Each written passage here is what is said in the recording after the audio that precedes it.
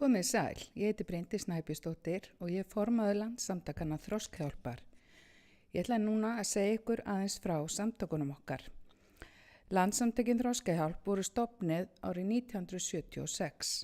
Með stofnun þeirra nýttist betur samtakamáttur ýmissa félaga sem öll hafa það að markmiði að berjast fyrir réttindum og vinna málefnum fólks með þroskahömlun og annars fatlaðs fólks, bæði barna og fullorðina og tryggja þeim fulla jafnréttisstöðu á við aðra þjóðfélagsþegna eins og segir í lögum samtakanna.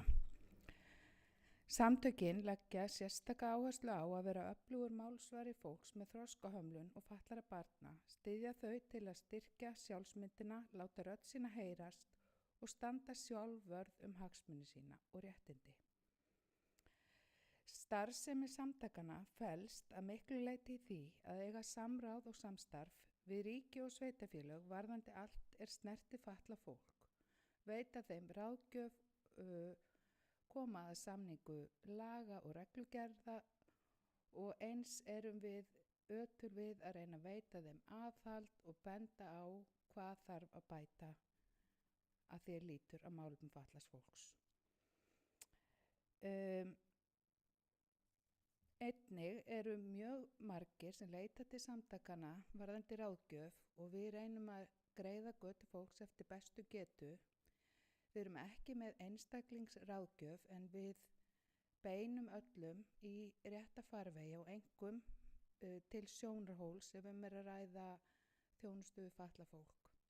Hins vegar ef að mál fara á þann veg að við finnum að það eitthvað sem að augljóslega ekki í lagi og þarf að fara í að laga fyrir heildina, þá höfum við oft farið inn í mál og innan samtakanna sérstakur minningarsjóður, allir peningar sem koma inn á sölu minningakorta fara í minningarsjóð Jóhanns Guðmundssonar en hlutverk þess sjóðs að styðja fatlað fólk við að sækja réttindi sín.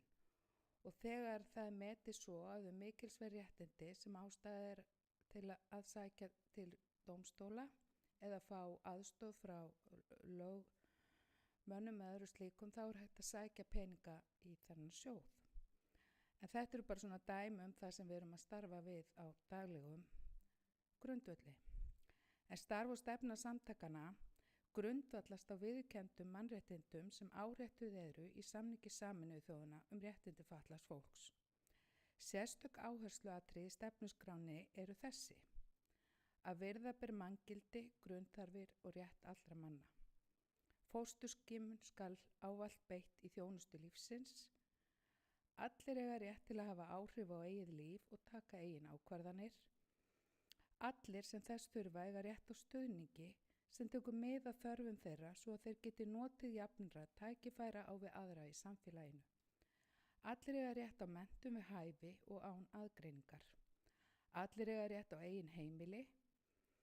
Allt fullorðið fólk á rétt á að stofna fjölskyldu. Allt fullorðið fólk á rétt á vinnu. Allir eiga rétt á að njóta efnalegs öryggis. Allir eiga rétt á að njóta menningar og frístunda. Og allir eiga rétt á að njóta efri ára með reisn. Eftir þessari stefnuskrá förum við sem störfum á vettvangi samtakanna og lítum á hana sem allt leiðarljós í allri okkar vinnu. Aðild að Landssamtökunum Þroskahjálp eiga núna rúmlega 20 félög. Þetta eru félög fólks með þroskahömlun, foreldra- og styrktarfélög, landshlutafélög Þroskahjálpar og fagfélög fólk sem hefur sérhæft sig í þjónustu við fatlað fólk. Þessi félög eru starfrækt víða á landinu og eru félagsmenn þeirra 6.000 talsins. Nokkur þessara félaga hafa aðstöðu hér í húsinu á sama stað og við, Háaleitisbraut 13 og má þar telja einhverju samtökin, Átakfélag fólks með þroskahömlun, Downsfélagið og Styrktarfélag lamara og fatlaðra. Landssamtökin Þroskahjálp með heimasíðu og á Facebook og gefa auk þess út tímaritið Þroskahjálp 3 sinnum á ári. Á þessum miðlum má finna miklar og margvíslegar upplýsingar baráttumál samtakanna og hagsmunamál og mannréttindi fatlaðs fólks. Þá reka samtökin húsbyggingarsjóð til að greiða fyrir möguleikum fatlaðs fólks til að fá hentugt húsnæði og þar með betri möguleika til sjálfstæðs og eðlilegs lífs.